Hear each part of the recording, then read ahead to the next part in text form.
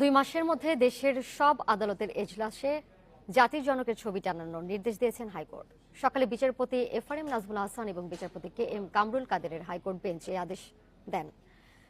এর আগে সকালে আদালতে এ নিয়ে রিট করেন আইনজীবী সুবীর নন্দী দাস। শুনানিতে রিটকারী আইনজীবী জানান, বিশ্বের প্রায় সব দেশের আদালত সহ রাষ্ট্রীয় প্রতিষ্ঠানগুলোতে তাদের জাতির পিতার ছবি রয়েছে।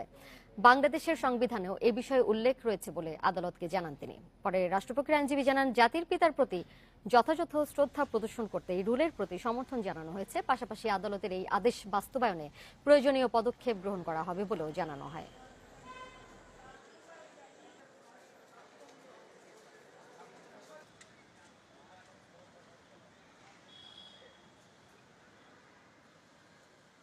আগামী 2 মাসের মধ্যে সারা বাংলাদেশের প্রত্যেকটি আদালতে মহামান্য আদালতের এই আদেশ বাস্তবায়ন করে আমাদেরকে কমপ্লায়েন্স আকারে মহামান্য আদালতে উপস্থাপনের ওনারা নির্দেশ দিয়েছেন। অন্যান্য প্রতিষ্ঠানে আছে, কোর্টরুমে ছিল না, এই জন্য আমরা কোর্টরুমের জন্য রিট আবেদনটি করি।